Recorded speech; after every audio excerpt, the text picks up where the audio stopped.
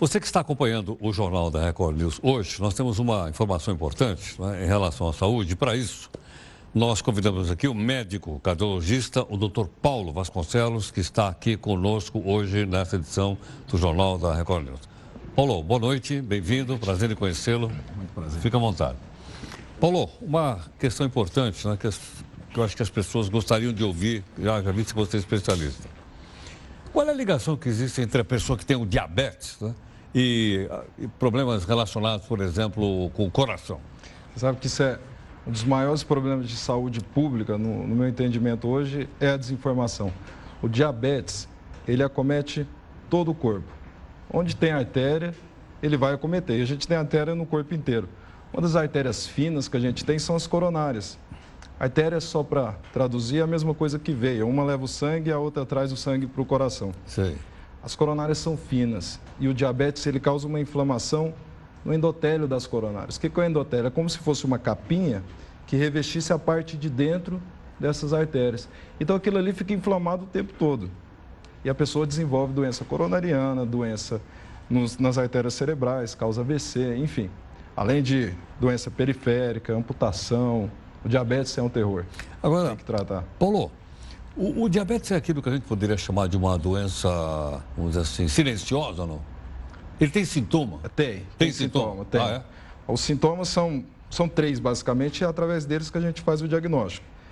É poliúria, o paciente ele vai urinar bastante, tá? É polifagia, ele vai comer bastante, e polidipsia, que é beber muita água. Então, ele vai sentir sede, ele vai sentir fome e ele vai urinar bastante. São os sintomas básicos do diabetes. Além disso, olha que interessante, o diabetes ele faz um estado no corpo da gente que ele libera adrenalina. Então, sabe aquela sensação que a gente tem quando leva um susto? A primeira coisa que acontece é o quê? Disparar o coração. Sim. Você sabe por que isso acontece? Não. Toda vez que o nosso corpo ele encontra numa situação de perigo, de fuga, o coração da gente dispara para mandar sangue para 3 áreas nobres: cabeça, braço e perna. Cabeça para você poder pensar mais rápido. Não uma saída para aquela situação. Exato. O braço para você poder se defender daquela situação. E a perna para você poder correr quando não tem mais jeito. O diabetes, ele, por manter muito açúcar na corrente sanguínea e não conseguir jogar esse açúcar para dentro da célula, é como se o corpo tivesse o tempo inteiro com fome. Então, ele está o tempo inteiro em estado de alerta. O indivíduo com diabetes, ele vai ficar com o coração acelerado, como se ele tivesse levado um susto o tempo inteiro. É como se ele tivesse com fome o tempo inteiro. Entendo. Agora, quando a gente fala, os sintomas você explicou direitinho. Agora, o que é? Como é que as pessoas detectam isso? Tem que fazer exame? Que tipo de exame faz? Tem sim. Mães levam os filhos geralmente com diabetes tipo 1. E é bom salientar. O que é tipo 1? Desculpa. O que é tipo 1? A gente tem um órgão que fica nessa região, na parte esquerda do nosso corpo, chamado pâncreas. O pâncreas, ele produz a insulina. A insulina, o que é? É um hormônio que ele pega a glicose que está no sangue, tudo que a gente come de massa, no final das contas vai virar um açúcar que a gente chama de glicose. Massa vira açúcar? Vira açúcar. O açúcar que a gente chama de glicose, que dá energia para o nosso corpo. Claro. A insulina, ela simplesmente pega essa glicose e joga ela para dentro da célula. Sem insulina, não acontece. Isso não acontece.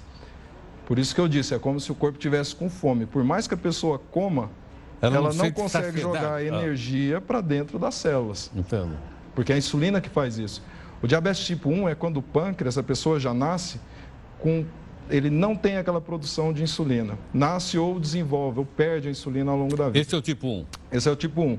O tipo 2 é quando ele gasta toda essa insulina, grosseiramente falando. Com quem que acontece isso? Com o obeso. O obeso ele tem uma necessidade tão grande de insulina porque ele está jogando comida para dentro, a insulina pega, joga para a célula, pega, joga para a célula. Só que tem um limite. Chega um momento que aquela insulina acaba. Esse é o diabetes tipo 2. Esse é o mais comum, ou é mais comum? 90% das pessoas têm o diabetes tipo 2. Tipo 2. E com a alta taxa de obesidade que você observa, cada dia crescendo mais, é uma tendência maior a desenvolver o diabetes tipo 2. Entendo. Agora, regime alimentar ajuda ou não? Ajuda. Você falou muito, comer muito doce, muito carboidrato, ajuda. Né? Mas vamos falar alguma coisa assim. Primeiro você tinha me perguntado do diagnóstico, né? Como eu disse, o paciente ele urina muito. Mães geralmente levam o paciente falando assim: doutor, meu filho está urinando e está tendo muita formiga ao redor do vaso. Formiga? Formiga, porque ele urina doce. A palavra diabetes mellitus, mellitus vem do latim banhado em mel. Então ele carrega o sangue banhado em mel. O sangue vira urina e a urina joga aquele líquido doce, né? As formigas atacam. Então, para você ter certeza se está ou não diabético, você tem que fazer exame de sangue. Tem que fazer exame de sangue. A gente tem um exame chamado curva de tolerância oral à glicose. Uma simples glicemia, uma simples picadinha no dedo já dá uma informação para o médico se o paciente tem ou não diabetes. Se você dá aquela picadinha no dedo, é um aparelhinho simples que todo posto de saúde tem.